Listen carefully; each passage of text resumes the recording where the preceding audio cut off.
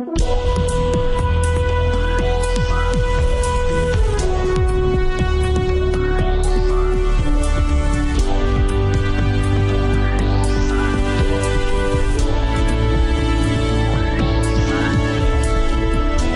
to Real Money Talks, how to make money, manage money, and invest money.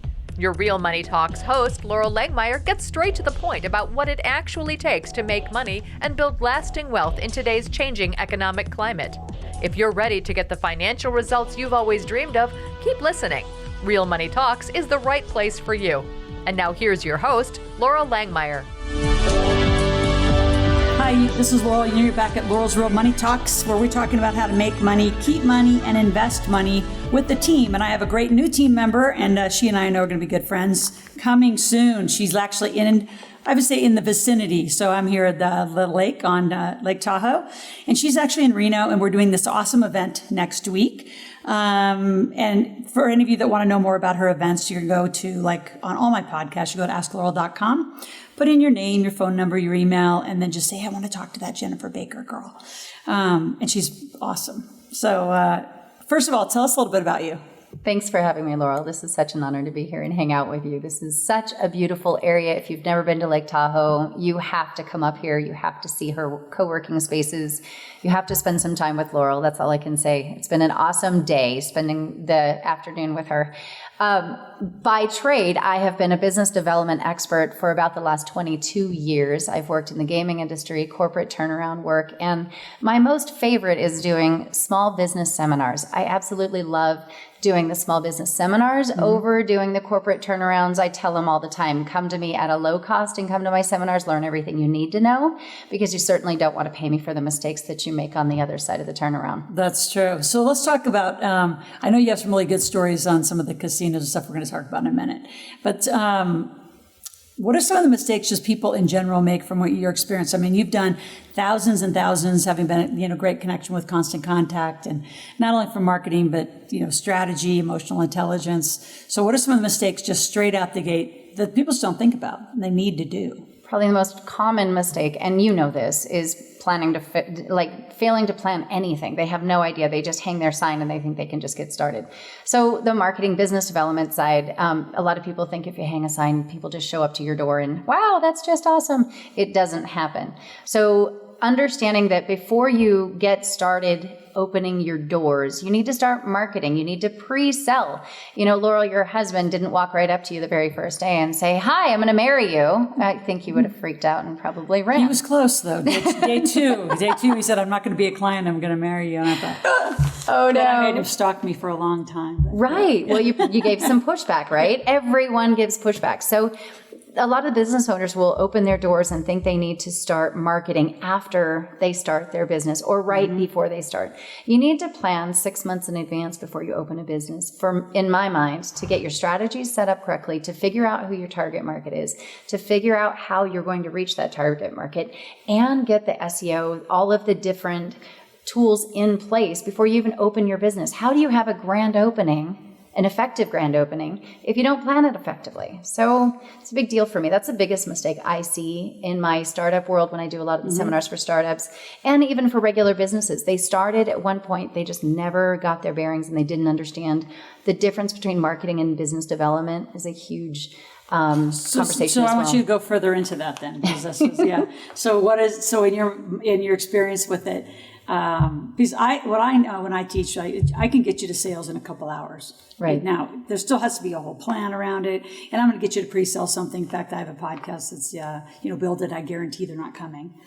Like you said. Oh, nice. I don't think I've heard that one. I have to go back and check it. Yeah, I guarantee they're not coming just because you open your door. But if you pre-sell and start being out there, so to me, that's that same period, I use different words for it, of what are you even selling? And if people aren't buying, they're not coming. I mean, you're not going to get a business. So define that even more. Like, what are some of the steps and things? And I love that you said pre-sales right off the bat, because that's my favorite strategy, is see if anybody wants to buy what you got. And God, so many people don't. I will work with a small business owner. I'll show them how to do surveys out into their target market. I teach them how to go out onto the social media area and actually send surveys out to different groups, different associations, and get the feedback they're looking for long before they even start their strategy, because that is the number one mistake all businesses make, is they forget who their target market is or never figured it out in the first place. And even if they do know who it is, they tend to irritate their base on a regular basis. So it drives me crazy when you do a change in the business. And I'll give you a perfect example, and I'm sure you'll agree with me. When you walk in a grocery store, and they've rearranged the grocery store to make you start walking the grocery store and spend more time in the grocery store, or the Microsoft goes into the next generation of whatever it is. You know, the last time Microsoft upgraded, I think it was back in 2013, I said, I've had enough, I'm going to Mac. Funny little thing like that. They lost me as a customer for life. I'll never go back the other direction. I resented going to Mac because I was a Microsoft user. Yeah. So I was in love with doing Microsoft. I was willing to go through the steps and the processes, but when they tweaked it too much, I said, I've had enough, I'm out. And they lost me for life. Think about that in your business. If you have a base of people that are paying your bills every single month like clockwork, and you're out pitching promos and coupons on Groupon and Living Social and all of these other programs and giving brand new people a better discount than the people that are already paying you, if you think you're not slapping your base in the face on a regular basis, you are. The other side of it is if you forget to ask them, hey, if I change this or if I tweak this service, and you haven't asked the question, and you tweak the service and you lose the base, what are you doing? Why are you irritating your exact target market, the people who actually love you, care about you, and want to do something to feed your family? So I love that you love surveying, because I survey as well. But you just reminded me I need to do a little more. So do you use like SurveyMonkey? What are some of the tools you use? What advice would you give people that are just hearing like, oh, that's a great idea? What are some, just go down that little tentacle for a moment. What makes a good survey? Sure. So I have in the past, I have used SurveyMonkey. I like it. It's okay. I actually like to create my own through Constant Contact's tool. Oh, it's, good. I'm giving a plug to some of the tools that I use. I do use Infusionsoft. I use all kinds of different products, but Constant Contact has a private tool that actually goes straight into your database. So I'm a big fan of that. Oh, that's awesome. Yeah. And then you can see which clients on your database filled out which survey and what they said. And it's all right there in your database. And Salesforce does the same thing. Salesforce has a really good one. And there's got to be some strategy in designing a survey. So how do you do that? Like, what is a few tips on what to pay attention for? Sure. Don't ask too many questions. Get to the point. That's the most important. Ask 3 questions at the most. I'm a really big fan of polls. The problem is you don't get enough information out of them. So treat it like a poll. Treat it like a 1 or 2 question poll, and then give them plenty of space to give you all the feedback they'd ever want to give you. So a lot of these programs will limit you to like 50-word responses. I'm all about give them 750-word response space, because here's the thing. If you're targeting your exact base that are already paying you, please let them give you any feedback they want to give you. That's good. If they're in love with you and they say, I'm your best fan, you turn them into an affiliate. If they hate what you're doing and they've got a couple of complications, but they know there's nothing else in the world out there they can work with, then you need to know that. So you know that you're irritating, and the only reason they're staying with you is because there's nothing else out there in competition with you yet. Yet is the key word. So if they have an irritation, you know they're looking. And if they haven't started looking, they just haven't stubbed their toe enough yet. Interesting. All right. So survey in the beginning, get pre-sales, get enough marketing runway, we'll call it, before you get going. I'm going to switch you over because we have to have you back and just do a little series. I told earlier I'm starting a whole series on cannabis, and that whole economics is going to be so interesting. The tentacles of that are extraordinary. So let's switch over to another big, topic that's near and dear, which is emotional intelligence. And how do you include that in your business development in that conversation of, starting up and transitioning? I learned the words emotional intelligence years after I started using it. Imagine that, about 20 years after I started using it. When I was a gaming executive, I think I shared this with you, and I'll share it with the audience. I love to chase a challenge. I'm so encouraged by challenges. I love it. I think it's so much fun. I get lit on fire, like I can light my hair on fire and run like crazy to go do any challenge you give me. But if you make me compete against a human being, I won't. It's just not in my nature. I don't like it. So my thing when I was young and aggressive, I wanted to be the best at being the best executive I could be for the companies I worked for. I wanted to be the number one. I wanted to be the one that got the pats on the back, especially as a young executive female, attractive. It doesn't hurt to have a really good brain behind you and be recognized for really kicking ass. Let's be honest. I hope that's okay to say that. That's totally good.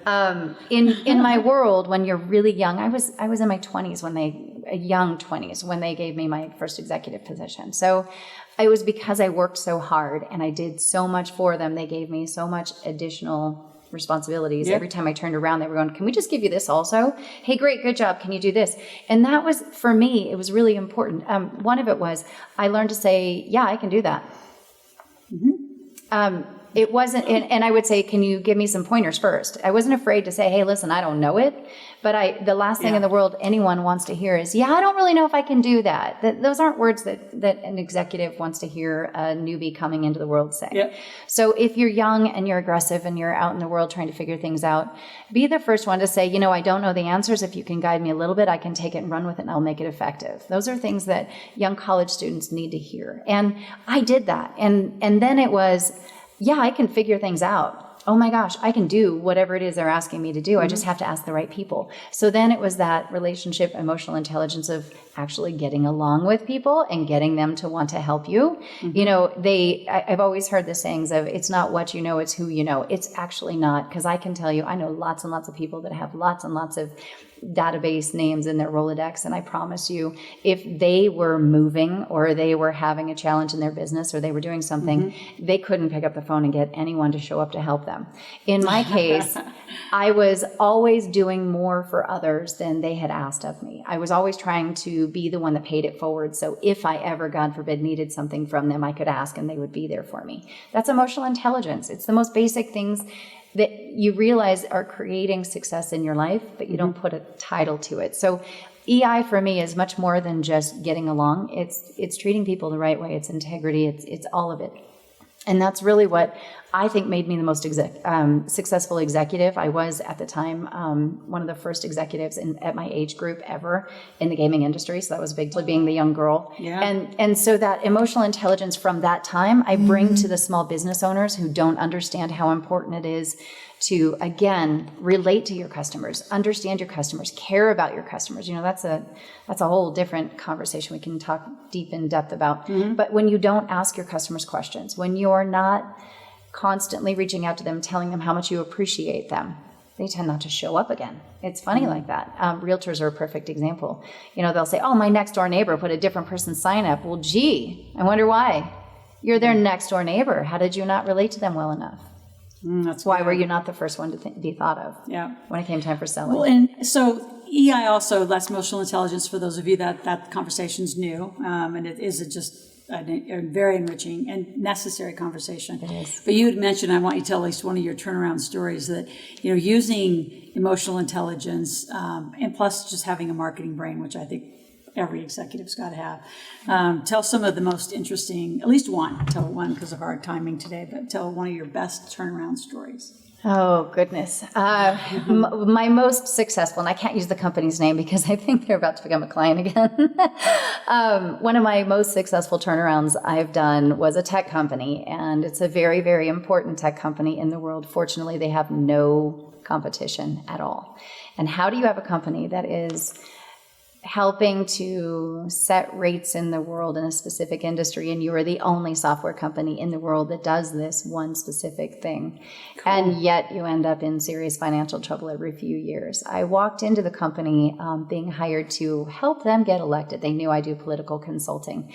And the guy said, oh, I want you to run a sales campaign, and I want you to make my guys look like they're getting elected. And I brought the whole team in, interviewed them here in Nevada. They all flew into Nevada to come sit with me. And I met all of them at dinner and listened to them talk. And the next morning I slid my retainer back to the owner and said, I really appreciate you being interested in working with me, but I really can't do what you think you want me to do. So I think we're probably just going to have to part ways. Wish you the very best. And he was like, what? You fired me before we even started? And I said, yeah, I can't run a fund campaign with these guys. First of all, they're ineffective. And if you continue working with them, your company will close.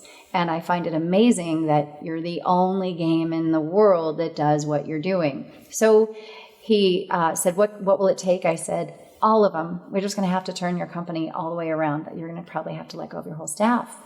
And fortunately, within 6 months, we had turned the company from a $450,000 bleed per year. We made him $6 million profitable in less than 5.5 months. Wow. So that was a lot of fun. That was my big claim to fame for the tech world. That's really good. And when you're dealing with emotional intelligence and tech guys, in case you're wondering, that's part of what I did. They didn't understand that your service guys and your sales guys actually had to relate to their clients that they were trying to reach out to. And to each other. Yeah, they didn't play nicely in the sandbox either. Yeah. Well, Jennifer, I hate to end us, but we got to go. And I'm going to bring you back. And those of you that have enjoyed our conversation, again, go to asklaurel.com and put in your name, phone number, and email and just say, hey, I want more conversation with Jennifer. Be really specific, right? Survey back and say, I want that emotional intelligence conversation, or more detail in surveying, or more detail in turnarounds. So she's brilliant, got a big brain, and lots to say. So thank you for being here. Thank you so much for having me. And you've been at Laurel's Real Money Talks. And again, if you have any conversations you want to have, you communicate through Ask Laurel. And once a month, we come live and answer thousands and thousands of your questions. And we send them off to our team on a daily basis so we can support you at all times. So take care. Have an amazing day. We'll be back on Laurel's Real Money Talks soon.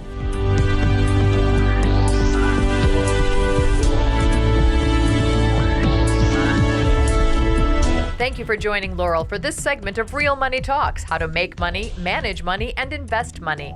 To continue this new conversation and to find free resources to support your wealth creation, visit asklaurel.com/podcast gifts. That's ASKLORAL.com/podcast gifts. Thanks for listening and join us again soon. New episodes are released every week.